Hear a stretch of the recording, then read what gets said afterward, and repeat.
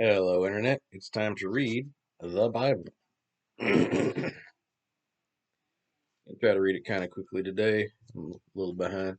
It's my grandma's, well, technically her birthday is like in a couple of days, but her birthday party was yesterday, so I had to get up a little early, and I didn't have time to do my reading yesterday, and then I was tired, so I didn't do it last night. So we're again even further behind. And we had like a little lunch with her today. So, fun. Glad I did it, but time for people. Uh, who have we not done? Hey. All right, so we will begin today with the Numbers, chapter 26, verses 1 through 51. After the plague had ended, Jehovah said to Moses and Eleazar, son of Aaron the priest, take a census of all the men of Israel who are 20 years old and older to find out how many of each tribe, clan, are able to go to war. So Moses and Eleazar issued census instruction to the leaders of Israel. The entire nation was camped in the plains of Moab beside the Jordan River, a post opposite Jericho. Here are the results of the census. The tribe of Reuben was 43,730. Reuben was Israel's oldest son. In this tribe were the following clans named after Reuben's sons: the Hanachites, named after their ancestor Hanok; the Paluites, named after their ancestor Palu. In the subclan of Eliab, who was one of the sons of Palu, were the families of Nemuel, Abiram, and Dathan. This Dathan and Abiram were the two leaders who conspired with Korah against Moses and Aaron, and in fact challenged the very authority of God. It didn't work out very well for them, no, that didn't. But the earth opened and swallowed them, and 250 men were destroyed by fire from the Lord that day, as a warning to the entire nation. Like I said, it didn't turn out that well. The Hezronites, named after their ancestor Hezron; the Carmites, named after their ancestor Carmi. The tribe of Simeon was 22,200 people. In this tribe were the following clans, founded by Simeon's sons: the Nemuelites, named after an ancestor Nemuel; the Geminites, named after their ancestor Geminin; the Jachinites, named after their ancestor Jachin; the Zerahites, named after their ancestor Zerah; and the Shaulites, named after the ancestor Shaul. I really don't think you need to say the named after the ancestor part after each one of these names. We don't care, and they're pretty self-explanatory. I'm just saying. The tribe of Gad was up to 40,500. In this tribe were the following clans founded by the sons of Gad: the Zephonites, named after their ancestor Zephon; the Haggites, named after their ancestor Haggai; the Shunites, named after their ancestor Shuni; the Oznites, named after their ancestor Ozni; the Aaronites, named after their ancestor Eri; the Aradites, named after their ancestor Arad; the Arielites, named after their ancestor Areli. It's a lot of names. And in the tribe of Judah, the big boy, we got 76,500. In his tribe were the following clans named after the sons of Judah, but not including and Onan, who died in the land of Canaan. The Shelonites, named after their ancestor Shelah; the Perizzites, named after their ancestor Perez; the Zeronites, named after their ancestor Zerah; the census also included subclasses Perez; the Herizzites, named after ancestor Hezron; the Hemilites, named after their ancestor Hemu. Ooh. The tribe of Issachar was 64,300. So pretty good size too. Not quite Judah, but it's up there. This tribe was following clans named after the sons of Issachar: the Tolaites. Tolites. I think that's the pronunciation I'm going to go with. The Tolites. Hey, named after their ancestor Tola. The Punites, named after their ancestor Puva. The Jeshubites, named after their ancestor Jeshub. The Shimronites, named after their ancestor Shimron. The tribe of Zebulun was 60,500. The tribes were following clans were named after Zebulun. The Seredites, named after their ancestor Sered. The Elonites, named after their ancestor Elon. The Jahilites, named after their ancestor Jahi. Tribe of Joseph was 32,500 in the half tribe of Ephraim, and 52,700 in the half tribe of Manasseh. In the tribe of Manasseh was the following clans of Machirites, named after their ancestor Machir. The subclan of Machirites was the Gileadites, named after their ancestor Gilead.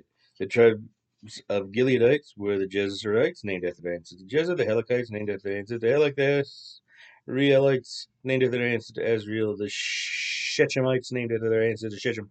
The Shemidites, named after their ancestor Shemida. The Hepherites, named after their ancestor Hefer. Heifer's son, Zelophehad, had no sons. Here are the names of his daughters: Mala, Noah, Hogla, Milcah, and Tirzah. The 32,000 registered in the half-tribe of Ephraim included the following clans named after the sons of Ephraim. The Shuthalites, named after the Shuthalah. A subclan of the Shuthalites was the Aaronites, named after their ancestor Aaron and son of Shuthalah. The Betcherites, named after their ancestor Betcher. The Tanachanites, named after their ancestor Tahan. Tribe of Benjamin was 45,600. And the names in this tribe were the following clans named after the sons of Benjamin. The Belaites, named after their ancestor Bela. The subclans of the sons of Bela were the Aradites, named after their ancestor Ad. The Naamites, named after their ancestor Naaman. The Ashbelites, named after their ancestor Ashbel. The Ahiramites, named after their ancestor Ahiram. The Suphamites, named after their ancestor Shephupham.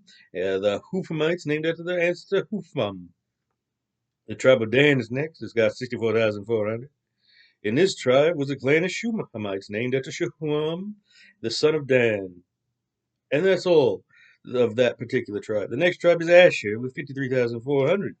In his tribe were the following clans named after the sons of Asher: the Ammonites, named after their ancestor Imnah; the Ishvites, named after their ancestor Ishvi; the Berites, named after their ancestor Beriah. Subclans named after the sons of Beriah were the Heberites, named after their ancestor Heber; and the Malachielites, named after their ancestor Malachiel. Yeah, we're getting close. Asher also had a daughter named Sarah. Isn't that nice?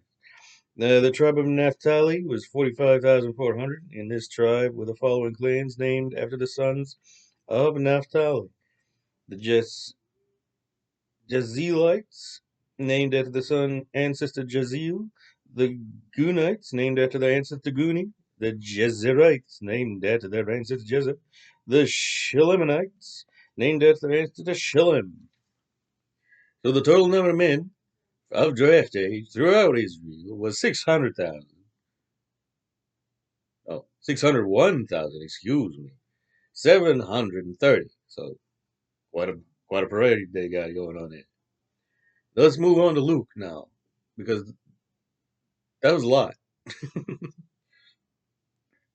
Hey, let's get on. So it's Luke chapter 2, verse 36 through 52. Alright, so Anna, the prophetess, was also there in the temple that day. She was the daughter of Phanuel,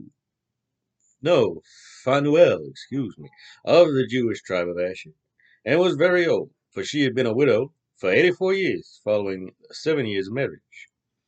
She had never left the temple, but stayed there night and day, worshiping God by praying and often fasting. She came along just as Simeon was talking with Mary and Joseph, and she also began thanking God and telling everyone in Jerusalem who had been awaiting the coming of the Savior that the Messiah had finally arrived. When Jesus' parents had fulfilled all requirements of the law of God, they returned home to Nazareth in Galilee. There was the child become. There the child became a strong, robust lad, and was known for wisdom beyond his years. And God poured out his blessings on him. When Jesus was 12 years old, he accompanied his parents to Jerusalem for an annual Passover festival, which they attended each year. After the celebration was over, they started home to Nazareth. But Jesus stayed behind in Jerusalem. His parents didn't miss him the first day, for they assumed he was with friends among the other travelers.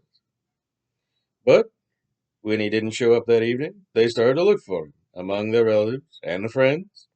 And when they couldn't find him, they went back to Jerusalem to search for him there. We have a bit of a Home Alone situation. All Macaulay Culkin and all that. Moving on, 3 days later, they finally discovered him.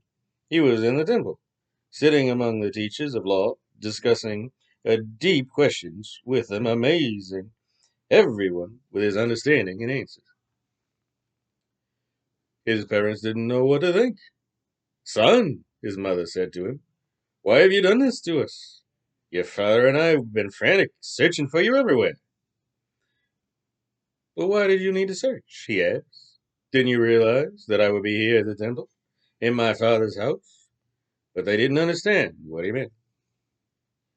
Then he returned to Nazareth with them and was obedient to them. And his mother, stored away all the things in her heart. So Jesus grew up both tall and wide, and was loved by God and man.